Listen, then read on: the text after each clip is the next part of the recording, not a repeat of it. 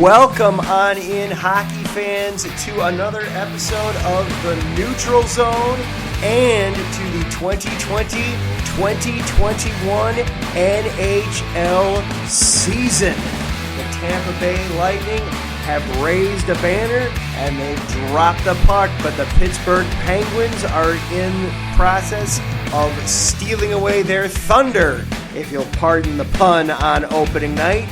We will break down that game as it wraps up between the Penguins and the Lightning. Plus, the Seattle Kraken are set to have their first ever regular season professional game out in Sin City against the Vegas Knights. The Knights have had their opening night parade. They're ready to drop the puck. We will keep you updated on that game as well. Plus, some updates from various players around the league, Evander, Kane, and Eichel, both some player updates there.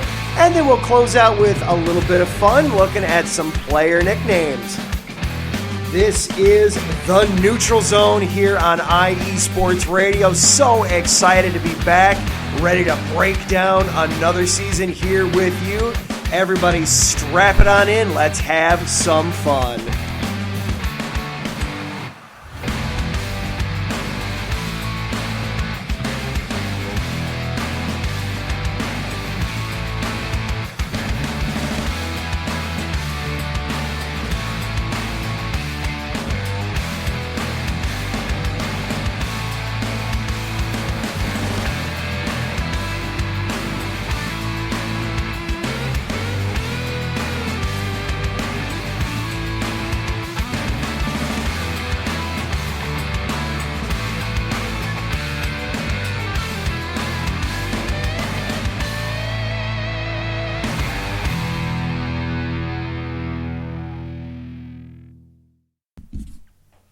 And welcome back into the Neutral Zone. I am your host, Adam Karnick. Along with me tonight, our co-host, Zach Puplis. The NHL season has started.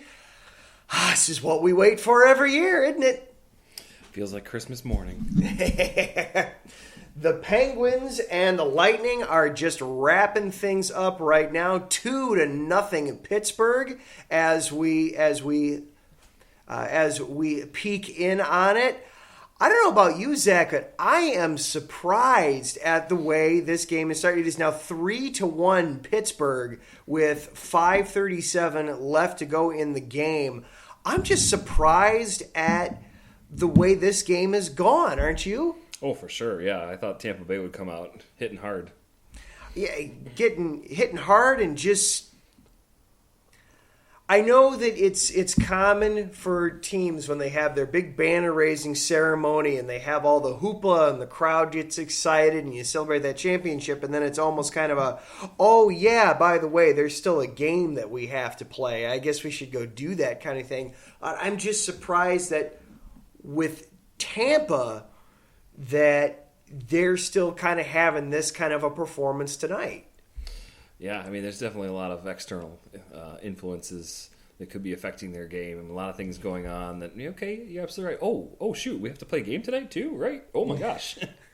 yeah, you go through though, and it's always kind of odd. It doesn't seem to happen in the other sport. You think about the NFL where you come out and they'll have the big ceremony then to start the game. But I mean that's easy money when they have that first Thursday night game every year. That it's you bet on the home team to win that game because they're gonna. Yeah, Tom Brady and Tampa Bay and the Dallas Cowboys this year. Yeah, it was close, but yeah, Tampa Bay won.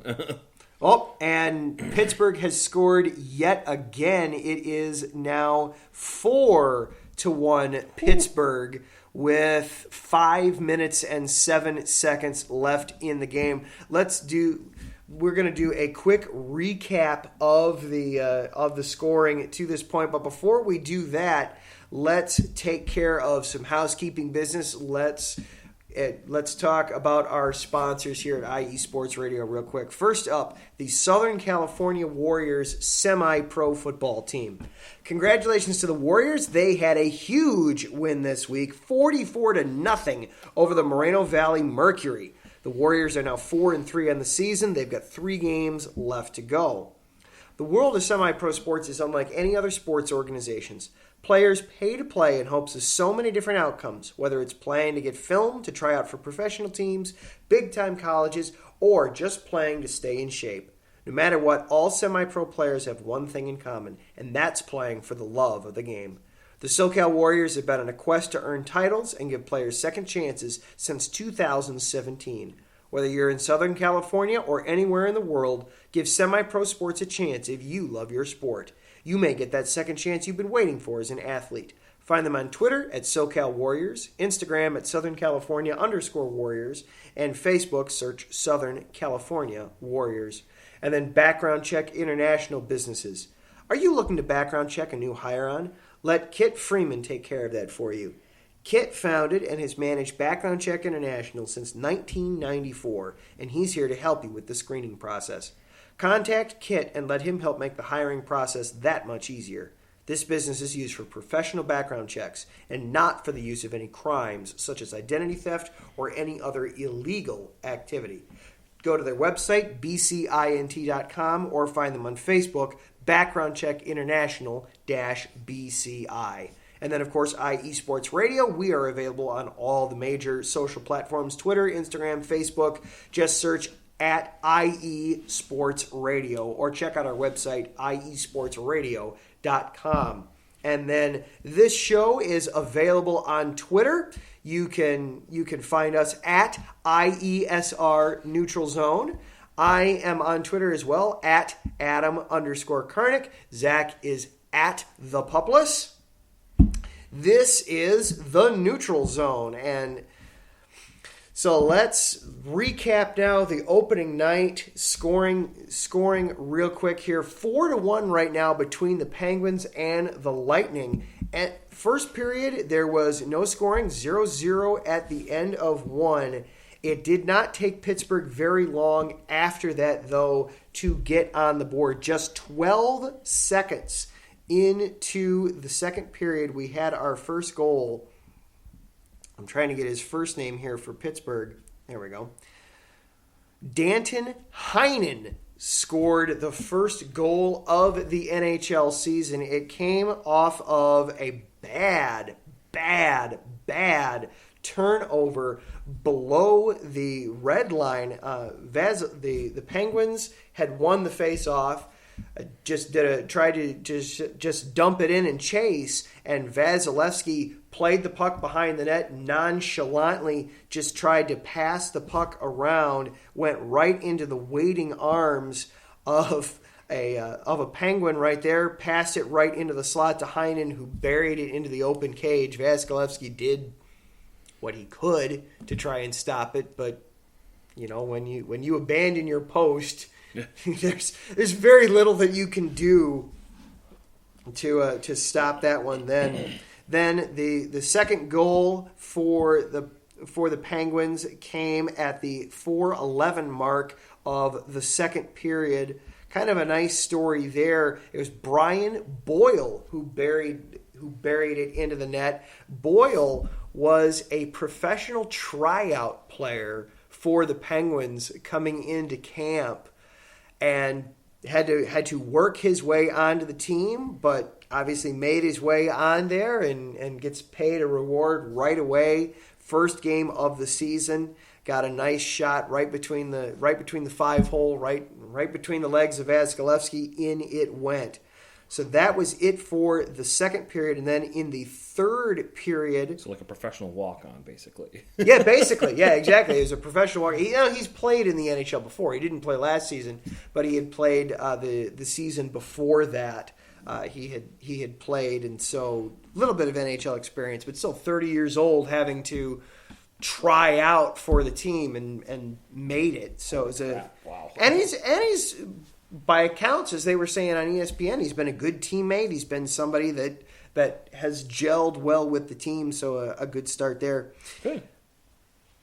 Then we had end of second period, 2-0 Pittsburgh. We then in the third period, 11 minutes. It took a little bit to get the scoring started in the third period then, but now that the cork's been opened a little bit, we've had goals left and right, all from the 11-minute and 32-second mark left in the game. We've had 4 goals scored, 2 by each side. So we're sitting at 4-2 right now with 3 minutes and 11 seconds left in the game for Pittsburgh. Broke the seal and the dam broke, huh? Yes. Dominique Simon scored for the Penguins along with a fellow centerman, Teddy Bluger, have both scored for the Penguins. And then for the Lightning, Cirelli and Killorn. Killorn just scored at the 16:49 mark. So they've just now put the puck back into play from that. Cirelli and Killorn, the 2 goals for the Lightning. So we're sitting with 2.5 minutes to play, 4-2. It has been Pittsburgh's game all night long, which surprised me. We talked last week in the preview for the Penguins season that they were going to be starting the year off without their captain, without Sidney Crosby, without Evgeny Malkin. Apparently that's not a problem for the Penguins, at least on this night. Oh, and we just got another goal. Bluger got his second goal of the night, unassisted. So, they haven't announced the assists yet, but it is now 5-2 Pittsburgh. So the scoring is coming fast and furious here in the third period. 2:25 left to go in the game. Ooh. But just looking at the stats, play by overall team stats, Pittsburgh's out shooting Tampa 34-25. The faceoff dot has actually evened up tremendously. Tampa now has a slight edge, 33-32. That was hugely in Pittsburgh's favor earlier in the game. It was 24-16 in favor of the Penguins at the end of the second period. So they've done a lot there to catch up there for Tampa Bay. Neither team's converted on a power play opportunity yet. They've each had one chance. 15 blocked shots for Pittsburgh as opposed to just 11 for the Lightning. This has been and Tampa's out hitting Pittsburgh 30-28, which means Tampa's not having the puck. You're having the Penguins are playing the majority of their time down on the offensive end. Is this kind of what you thought we were going to be seeing tonight? I know it wasn't for me. Oh, not at all. Like I said, I thought Tampa would be coming out ready and raring, raring to go. Yeah, but apparently the talks of Pittsburgh's demise may have been just a little soon, and Pittsburgh just added another goal. It is now 6-2. Oh my gosh! Just waiting on the scoring on it is Rust got his first goal of the season. Let's see, that would be Brian Rust, right winger for the Penguins, gets his first goal. 6-2 now, Pittsburgh. Ooh. With under 2 minutes to go. Safe to say this one is over. In the books. Yeah, put it down. Penguins will start the year 1-0-0. The Lightning will start 0-1-0. Vasilevsky, he does have 29 saves, but still, he seemed a little off, just like the rest of the team. Just seemed a bit off on the just as a whole, as a team. They've just seemed a bit off all night long. Just not really hanging in there, making the plays that we're used to seeing the Lightning play. Not playing up to their potential. Yeah, not playing up to, and just not looking like the Lightning tonight. Did Braden Point get a point yet? Braden Point has not. I don't believe Braden Point has gotten a point. Let's take a look here. Where is Braden? No, he has no goals, no assists. He has a -1 rating for the game. Three shots on net for Braden Point so far. Just not your typical Braden Point kind of a game. It isn't for lack of being on the ice. He's been out there 22 minutes. But yeah. He has been a problem at the faceoff dot too. He and Bellemare, Edouard Bellemare, both are being problematic in the faceoff circle for the Lightning tonight. Braden Point just 7 of 19 faceoff opportunities, and then Bellemare only 4 of 12 faceoff opportunities won. So troubles on the faceoff dot for the Lightning. You know, when you don't take control of the puck right away, it's hard to set up an offense.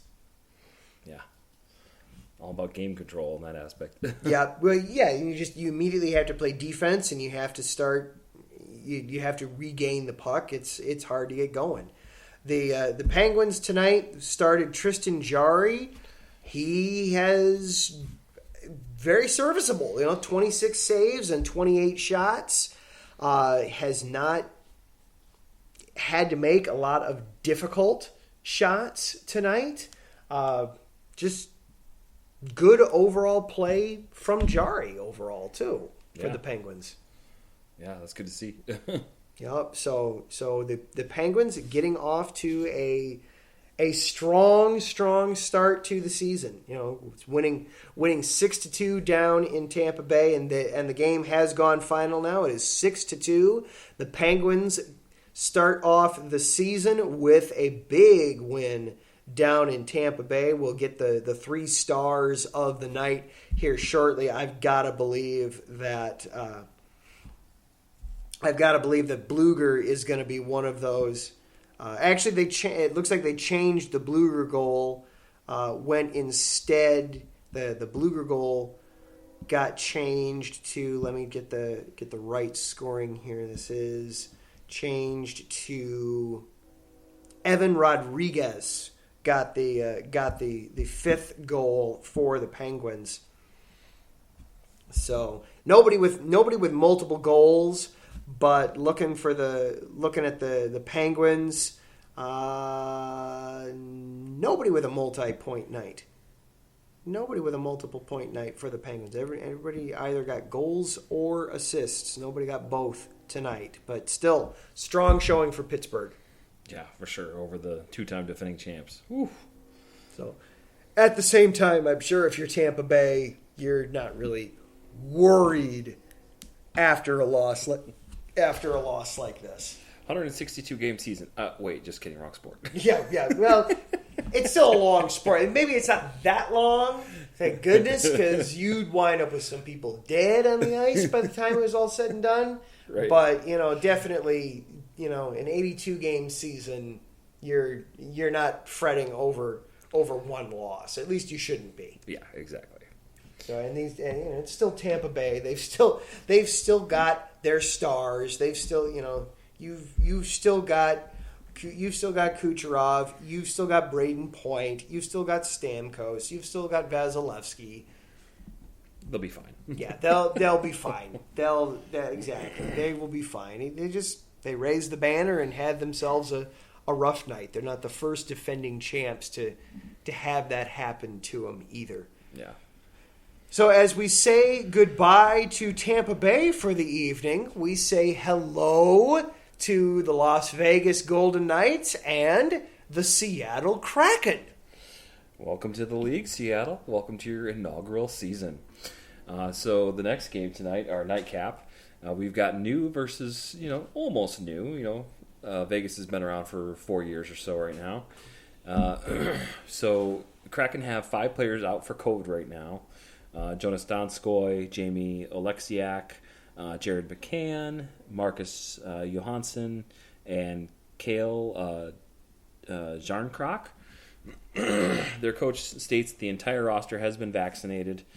McCann is a top liner with Jordan Eberle and Jaden Schwartz. Donskoy and Johansson are second or third line, and Oleksiak is a top 4 defender. Yanni Gord, formerly of the Lightning, remains day-to-day in his recovery from his off-season shoulder surgery. Other big news, Mark Giordano was named the first team captain of the Seattle Kraken. It was to be expected. I mean, he spent the last 8 seasons in Calgary as the captain there. The Knights return a solid core. Mark Stone, Alex Tuck, Max Pacioretty, etc. Plus a good goalie in Robin Lehner. They let Marc-Andre Fleury go to the Chicago Blackhawks, so they're not going to have that juggle anymore between the two goalies. It makes me think of football. It's like, okay, if you have 2 quarterbacks, you really have no quarterback. So I've always wondered how that worked with the mix of both of those goalies and how they would share time. And okay, now you just need to have one established starter, have a good backup, and go from there. I think that might actually help their chemistry in the team. Yeah, have much more clearly defined roles. Yeah, that could be a big boost. Absolutely. Leonard now knows, this is my cage, this is my team, this is my net. Yeah. With injuries, the COVID absences, and without time to build a cohesive unit, without a couple games under their belt, I'm going to give the edge to Vegas in this one. Yeah, ironically enough, Vegas, as in the sportsbook realm, also is giving the Knights the edge tonight. I was just looking at it. Minus 240 to bet Vegas on the money line.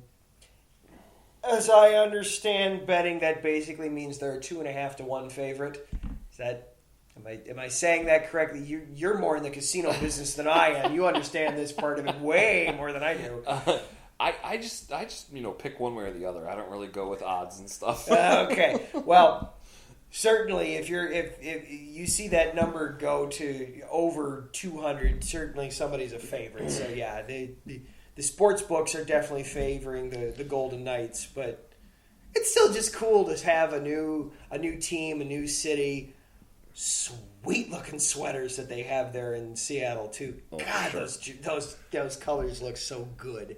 For sure, yeah. I think that's awesome. Yeah, it's definitely fun to have something fresh and new and shiny and bright. And what is about this team? Oh my gosh! Well, I gotta go.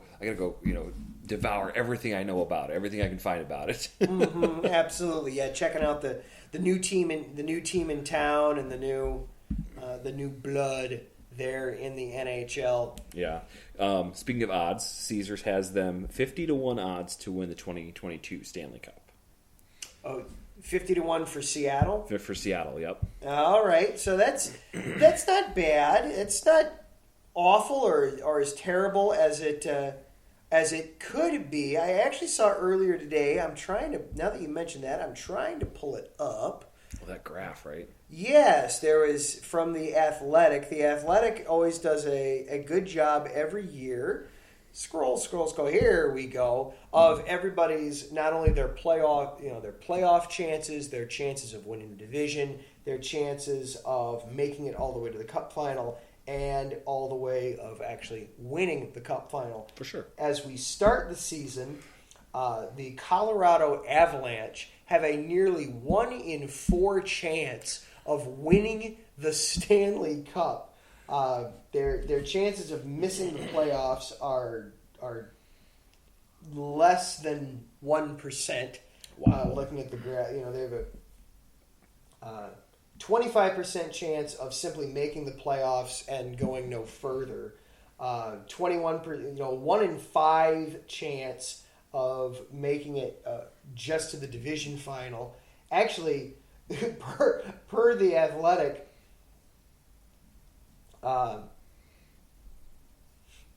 still just a 23% chance of winning the Stanley Cup. That's just insane to look at from the start of the season. From The Athletic, Seattle was given a 3% chance to win the Stanley Cup by The Athletic. 41% chance of making the playoffs, which is decent. You get to the bottom of the list, though, and did you look at the full list? before? I glanced at it. Okay. My guess is what? Buffalo, Phoenix. Buffalo is the bottom of the list. Take a guess at their chances of.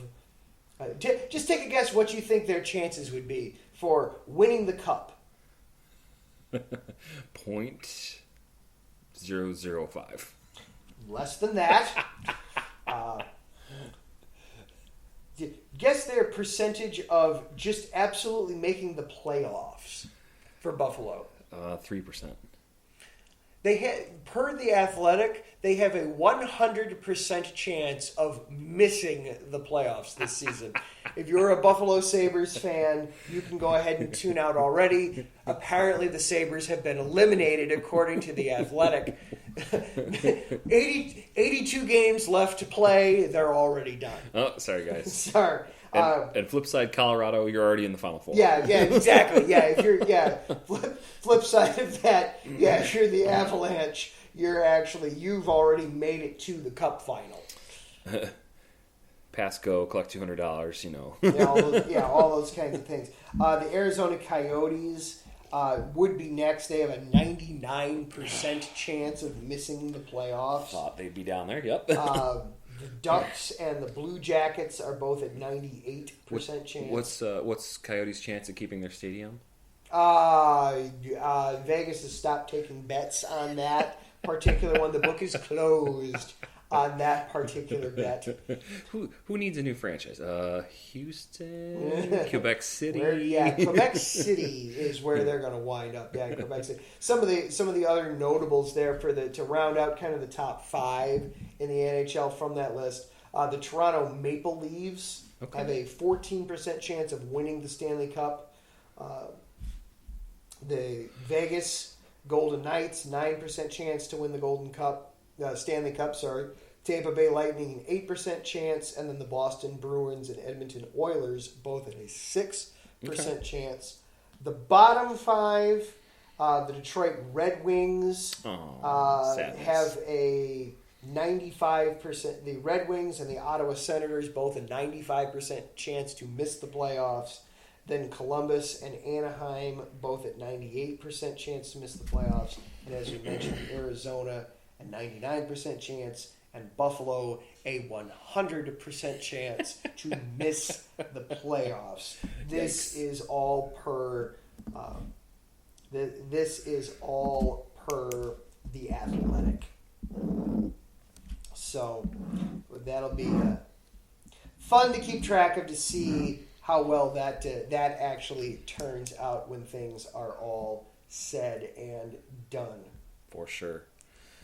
You want to talk college hockey a little bit? Yeah, absolutely. Actually, before we talk college hockey, let's go ahead and take a quick break, and then when we come back, what have we got in the college world tonight, Zach? We're going to talk about the reboot of the CCHA. All right, sounds good to me. This is the Neutral Zone here on IE Sports Radio, your direct feed for all that is sports. I am Adam. He is Zach. We will be right back after this. Attention, all sports fans! If you're someone who wakes up each morning with a list of sporting events to go along with your to-do list for the day, then you just might be a diehard. The world of sports is as vast as the ocean is deep, including the major leagues, the minor leagues, the college, and everything in between. This is me, your boy Larry B of IE Sports Radio, welcoming you to join me every Monday evening at 4 p.m. Pacific, 7 p.m. Eastern on The Defining Moment, a show that focuses on what really matters in the sports world, sports themselves, and nothing outside of them. Once again, tune in for The Defining Moment with me, your boy Larry B, every Monday evening at 4 p.m. Pacific, 7 p.m. Eastern on IE Sports Radio, right here on Spreaker.com. We'll see you there.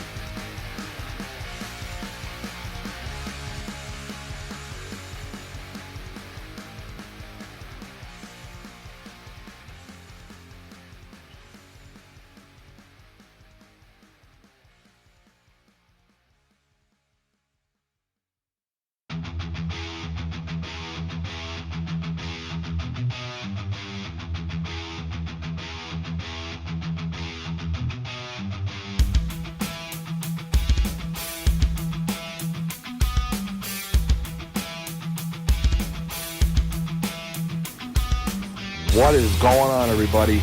This is Ben Mattello, the host of the Yinza Report, right here on IE Sports Radio.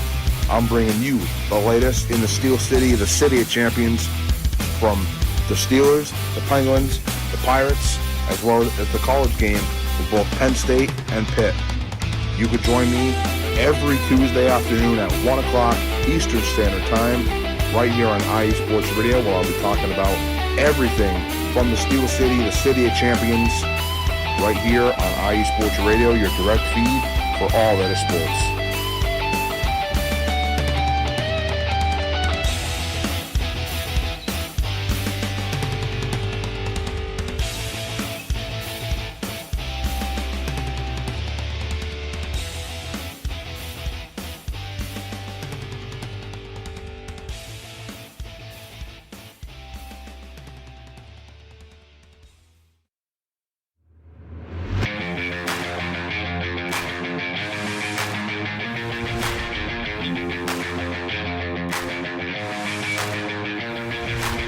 What's happening, sports fans? Are you a fan of Southern California sports? Are you looking for a show hotter than a hot summer day in California? Then look no further than the SoCal Supreme Sports Show, where I talk about all things Southern California sports. That's right, all sports teams from Southern California. From the hard-hitting tackles of the NFL, to the killer crossovers and big three-pointers of the NBA and WNBA, to the grand slams of the MLB, to the bone-chilling goals of the NHL, and to the booming kicks of the MLS. The SoCal Supreme Sports Show has it all for you. Oh, and let us not forget about the college sports as well. So join me, Taryn Rodriguez, every week here on IE Sports Radio, your direct feed for all that is sports.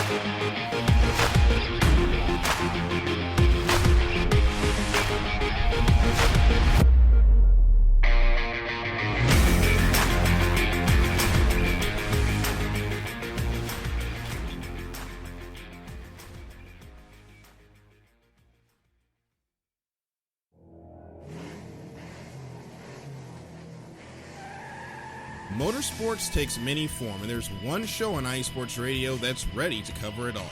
I sure hope you're talking about you and I, Daryl, because I know the Extra Mile is the best place to go for everything motorsports related. Yes, it is, from NASCAR to IndyCar to sports cars to everything in between. IE Sports Radio has everything covered for the fastest sport in the world. Plus, don't forget all of our random shenanigans along the way. That's right, Caitlin. So for plenty of motorsports coverage and plenty of Caitlinisms, check out the Extra Mile on IE Sports Radio with Daryl Kinsey Jr. and Caitlin Seen, Thursdays at 8 p.m.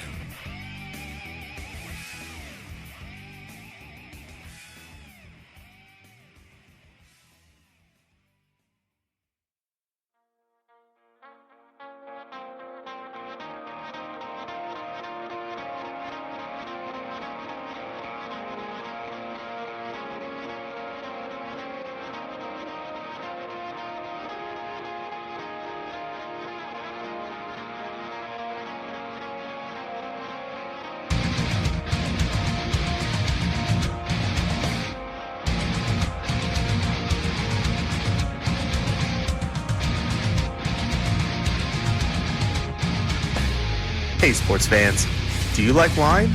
Well, we've got the show for you. This is Let's Wine About Sports, a show where we talk about wine and sports simultaneously. From the classic Cabernet Sauvignon all the way down to the grapes that you've never even heard of before. Oh yeah, we cover it all. And we'll talk about a little bit of sports as well. Football, hockey, collegiate, women's sports, it doesn't matter. We're going to talk about it all, and we're going to whine about it all. So join me Monday at 8 p.m. on IU Sports Radio, your direct feed for all that is sports.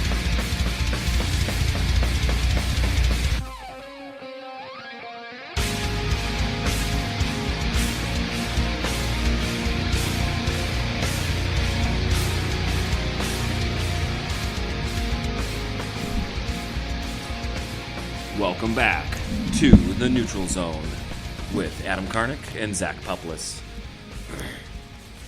We're talking about the inaugural game for the Seattle Kraken and the Vegas Golden Knights.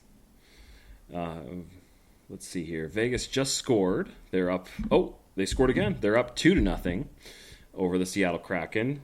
First score, let's see. was Max Pacioretty, and then just now Jonathan Marchessault scored. Gee, go figure. Marchessault and Pacioretty. Gee, welcome to the NHL, Seattle. Get to know those names. Yeah, exactly.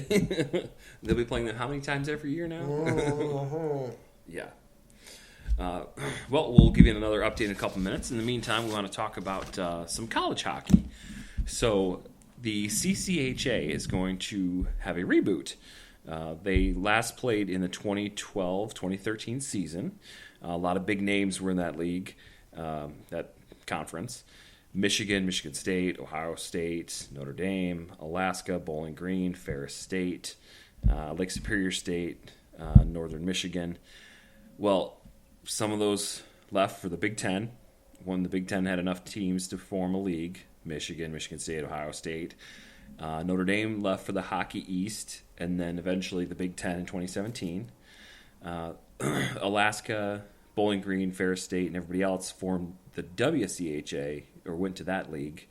But then in November 2019, they announced that they were going to bring back the CCHA starting this upcoming season. And the teams would be Bowling Green, Ferris State, Lake Superior State, Northern Michigan. Let's see here.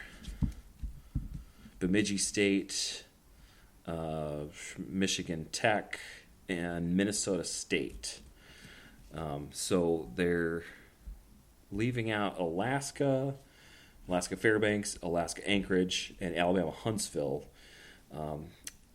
This could spell bad news for those left behind. Those Alaska schools might have to close up their hockey programs.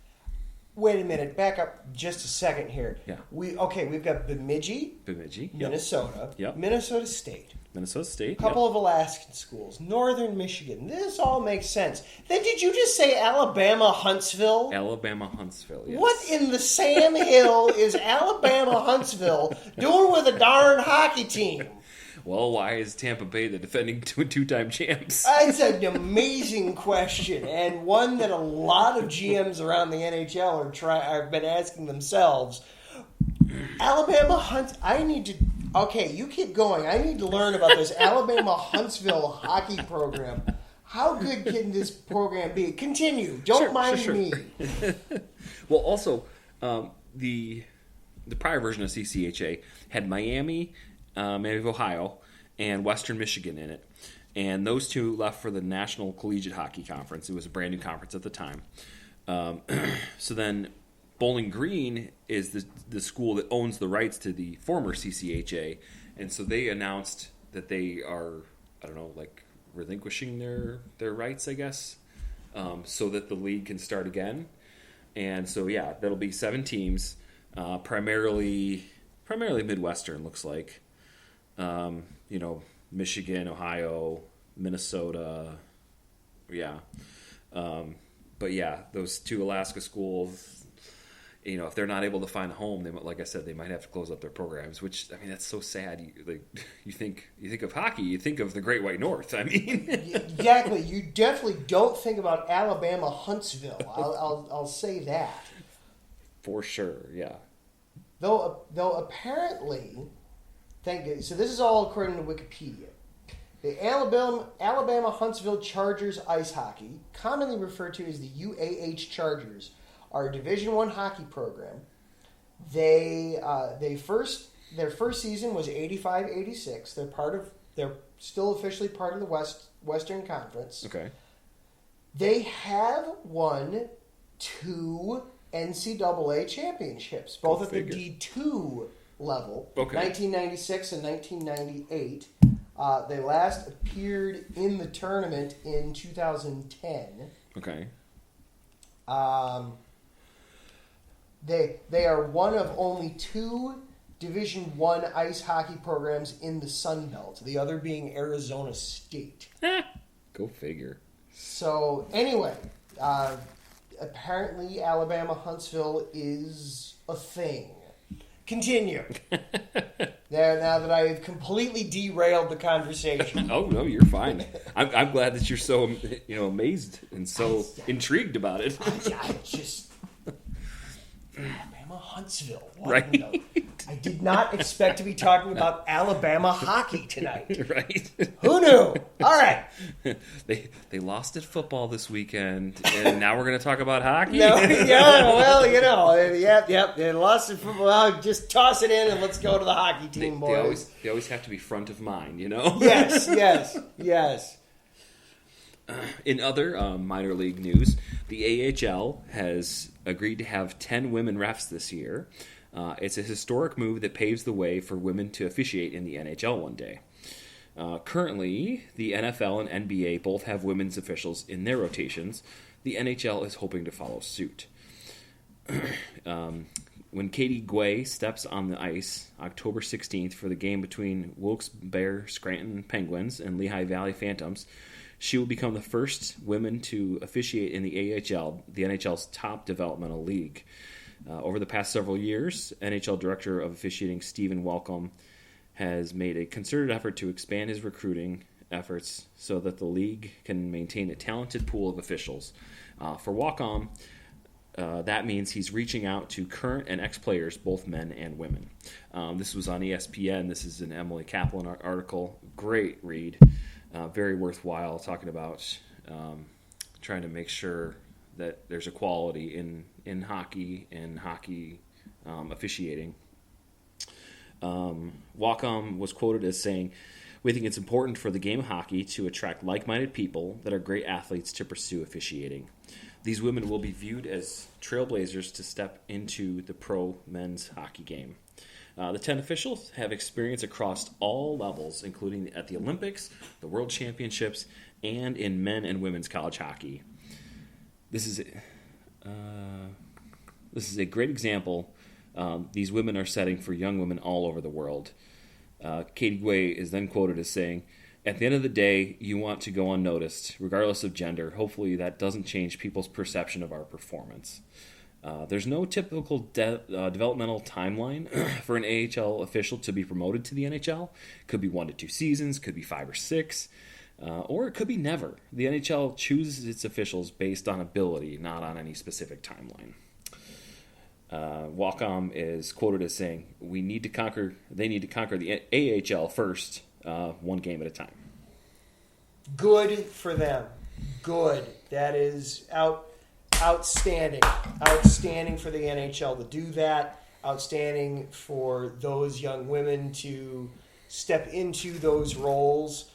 I remember when the NFL did it a couple years ago, and it just seemed so appropriate and so correct. Unfortunately, there will be... There'll be haters. There'll be naysayers. Yeah, I hesitate to use the word men. There will be Neanderthals who will pick at them specifically for that. Grow up.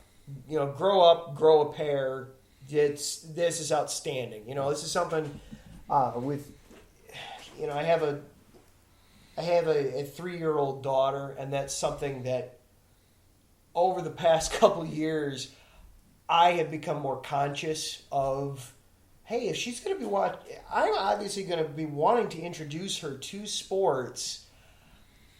I want to be able to not only show her the stuff that I love, but I should show her stuff that she can aspire to be too. So that trying to consciously look for those things and find those things. Great for the NHL to do that. There is a professional women's hockey league as well. It is very much in the early stages of its life. I think they're still at 4 teams, all centered in the upper northeast of the U.S. But great for the NHL to do that. Best of luck to those women. I hope that they catch on quickly and we see them in the NHL soon. Yeah, for sure. Like I said, trailblazers and definitely good role models. Yeah. And we're seeing that in the NBA too, where they're looking at. We've seen teams interview women to be coaches. They've got women officials. They've got women in the ranks. We just don't have anybody in the head ranks yet in any of the 4 majors, but that's coming. That's coming soon too. But great for the NHL to be taking that step. That's awesome, and fantastic. For sure. Good day for quality. We're getting closer to parity. Yes, absolutely. What else you got on that note sheet there, Zach? You want an Eichel update or you want a Kane update? Let's start with Evander Kane, because this story just... this guy just... Things keep getting weirder and weirder and weirder with this guy. All right, so for those of you who are not familiar, Evander Kane, he's going through a bitter divorce, and his ex-wife is airing all of his dirty laundry.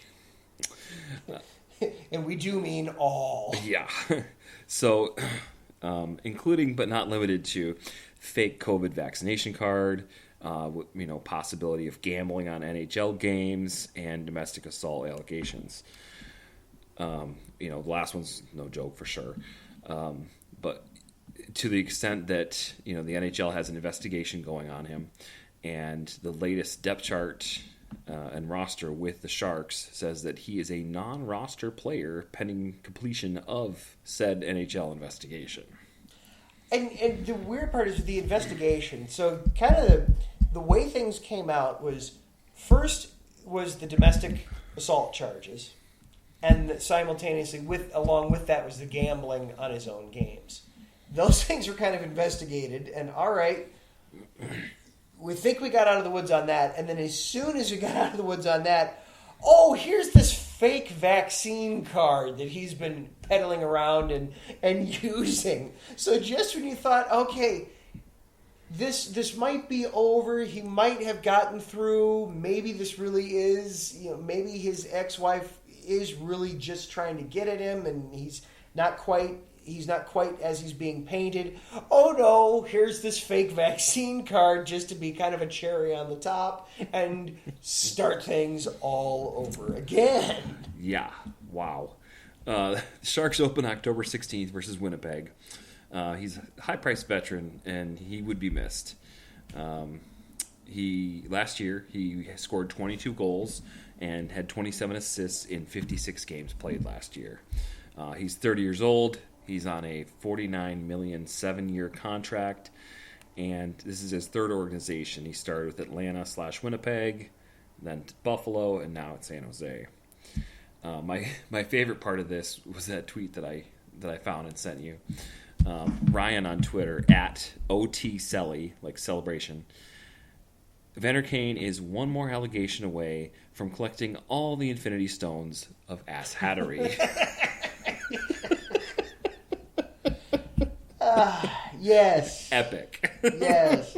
I'm curious. Okay, so obviously we figured out what the first 3 stones are. What is the 4th stone? Do we know what he's shooting for with this 4th stone? Oh, do we want to know? Leave it to Evander Kane to tell it. He will educate us. We'll all know when he finds it. When he gets to that depth. Yeah, when he gets there. Oh, I didn't realize you could get that.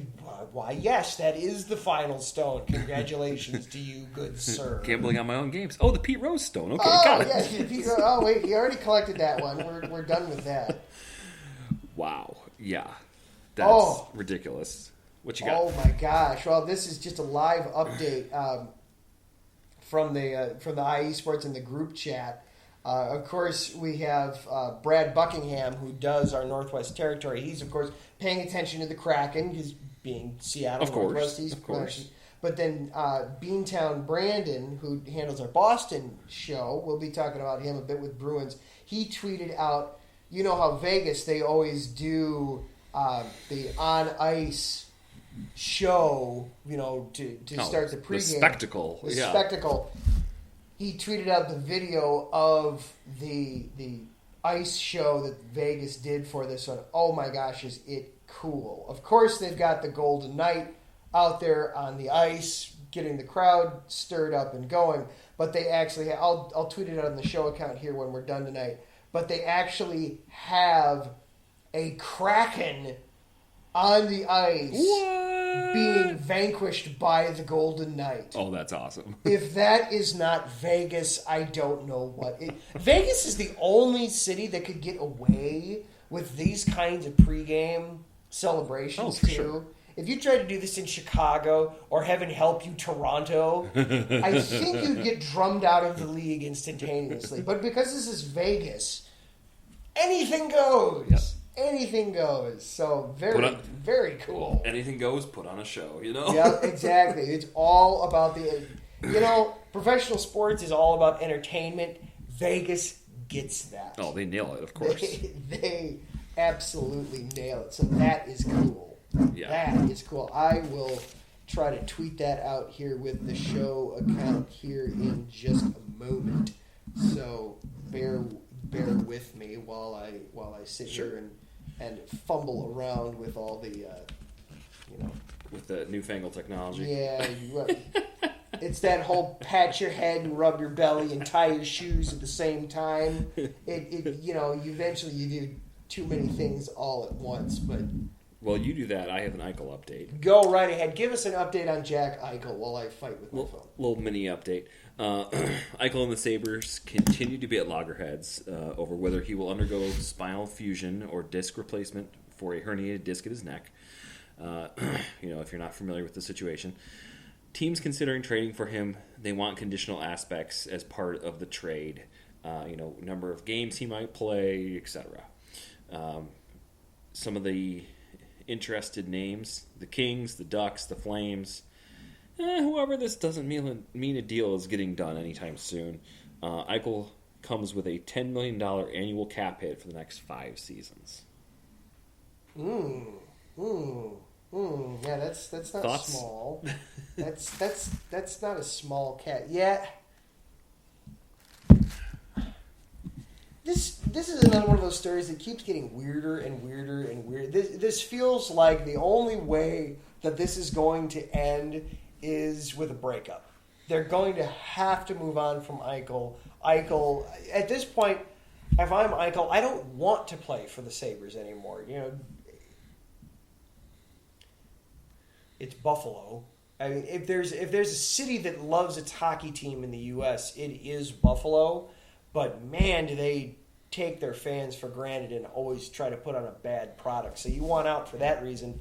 But now also just the continued lack of support that you're getting from the organization. Yeah, this just feels like inevitably these two sides are going to have to divorce. That's the only way this is going to end. For sure. Speaking of the conditional aspects as part of the trade, so number of games, like what other type of conditional aspects might other teams ask Buffalo for in return for getting Jack? Well, I mean, the longer that this... Or conditions as part of the trade, maybe. Yeah, the longer that this drags out, the lower that price tag is going to be. For sure. You see that with selling a house, even. In anything. Yeah, in any market, the longer the item stays on the market, the lower the price is going to be. And also when it just becomes the more and more obvious it becomes that, hey, these two parties just need to get away from each other, that's going to drive down the asking price too. Now, you're still talking about Jack Eichel.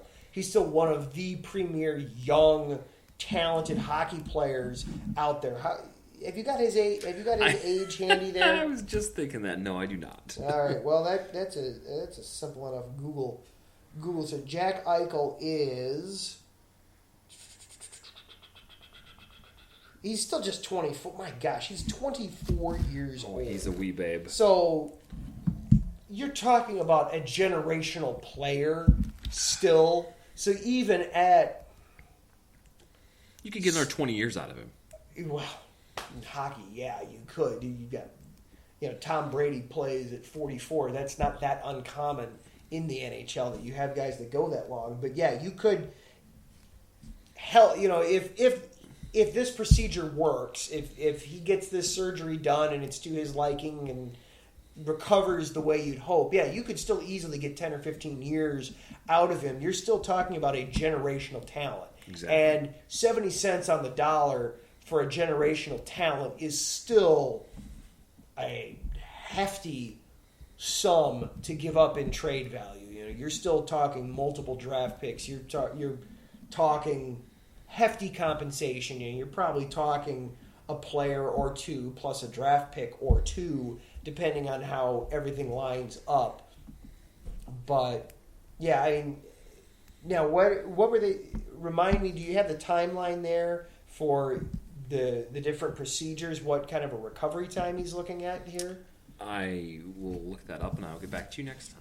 All right, there we go. That's our assignment for next time on that, because that's obviously going to affect, who's going to be looking for him. If you're thinking, well, we want to be in contention right dang now, obviously if it's, well, this is going to knock him out for the rest of the season. Okay, well, then the pressure's off for needing to make the trade right now. Yeah. But if it's, well, he gets his procedure done, you give him a month, maybe 6 weeks, and then he's out there on the ice resuming hockey activities, hey, he'll be up and running in time for a playoff push. Yeah, we can, a contender can look at acquiring maybe somebody like Tampa or somebody Edmonton or the Islanders, somebody like that. Absolutely, that's going to be. It just needs that extra push. Yeah, that extra little push there to get through. So yeah, good stuff there on Eichel. That obviously that's going to be one of these stories that we just keep coming back to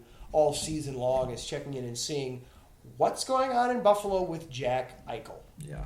All right, and then I know you had a nickname list. We've got maybe about a minute and a half. Go through some of your favorite hockey nicknames.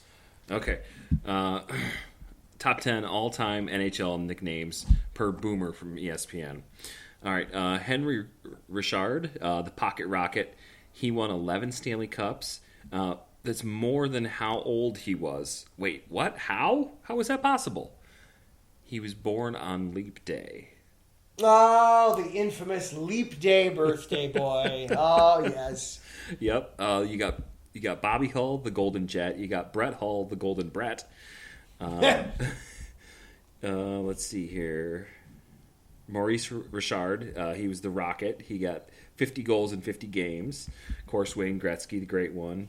And Gordie Howe, Mr. Hockey, played in the 40s, the 50s, the 60s, the 70s, and 1980 for the Hartford Whalers and with his son. And current nicknames, Dominique, please don't squeeze the Ducharme, the coach of the Canadiens for the past year. Braden, don't point, that's a flight point. Matthew Bellief to the Barzal. Brad Menor from Marchand.